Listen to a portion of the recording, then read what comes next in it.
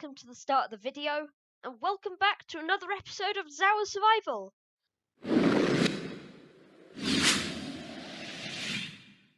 We're now on episode 13, and as you can probably tell from the time lapse at the beginning, we've spent an absolute huge amount of time building this. I think it looks really cool, but we've still got so much to do on it, such as the interior, which you can see is pretty bare, and we've got some exhibits and things like that I want to do.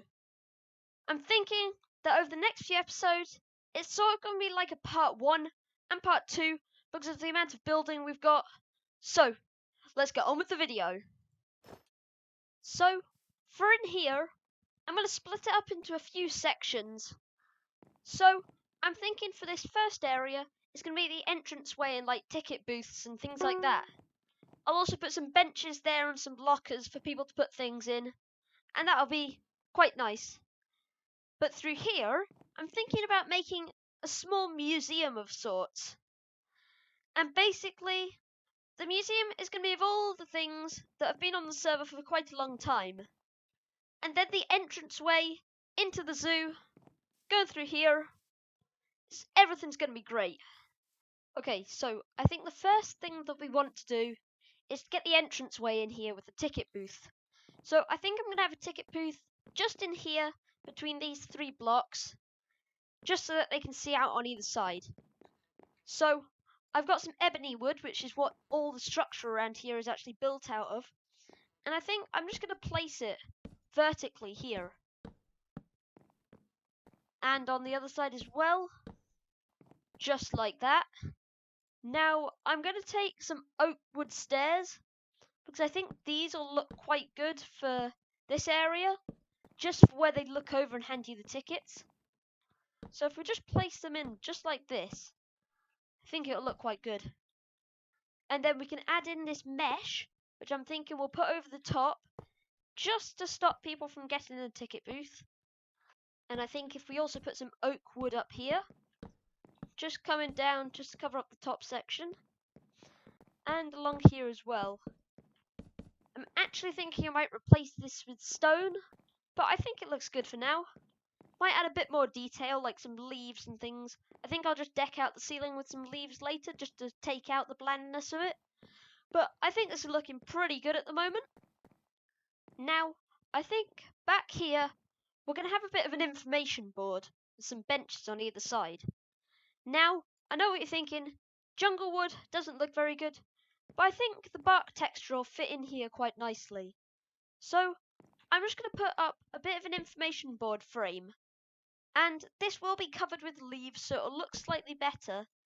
But I think if I can place that block, then this is going to turn out quite well.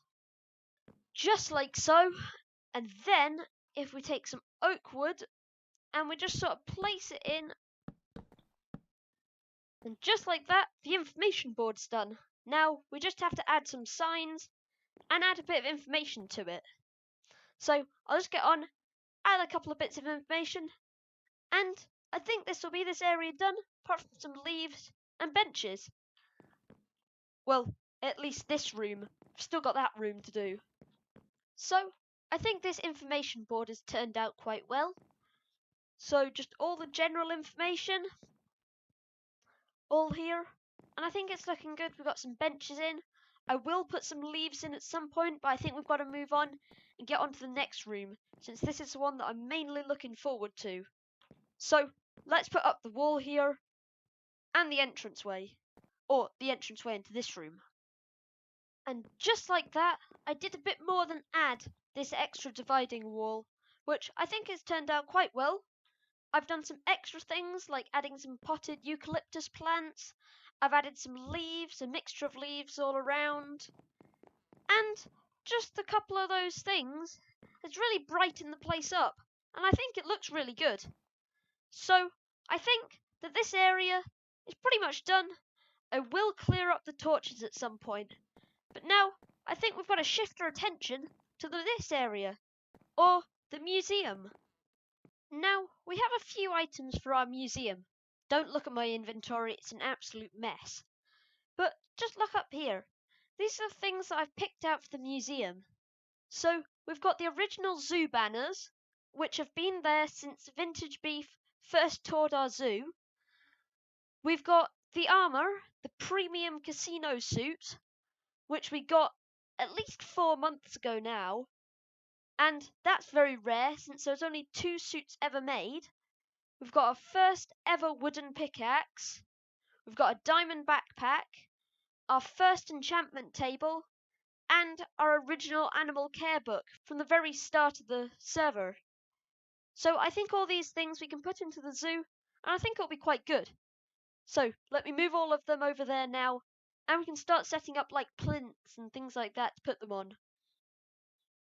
I'm also going to put this full set of vanilla armor in the museum as well. The first thing that I'm putting in is the zoo banners, so I'm thinking we'll just put them in here. And yes, I know, the Z's the wrong way round. And now we're just adding the last things for the museum. Just the armor to go. And it's all in. Everything's labelled, and I think it looks really good. Might add some more things in the future, but at the moment, I think everything we know about the history of the server is in, or at least the history of this series. Now, for this area, I'm thinking we're going to have some lockers, like personal lockers which you see in centres and things like that. We're also going to have some benches which people can sit in before they go out, and we're also going to have a map of the zoo. So I think we'll start in the lockers and the map, and then we can add in the benches and the details later. So let's get on and do that. Just like that. It all looks good now. Put some signs on the lockers, got potted plants everywhere. These eucalyptus shrubs look really nice. You can put them in any pot and they look absolutely stunning in the room. Put some leaves on the ceiling and on the walls, and I just think leaves just bring the place all to life. Got the map which looks really good, and the museum in here. All in all, I think this has turned out pretty well. Now, I've been putting off the big project other than actually building this place. And it's the outside. Because if people are going to come up to here, this is what they see. They see a big building and a pretty terrible outdoor area. So, I think we'll probably just jump into a time lapse and clean this up a bit. Probably put in some trees, some bushes, and the main thing that I'm looking forward to is to put in a bit of a car park here as well. So, let's get into a time lapse and just do it.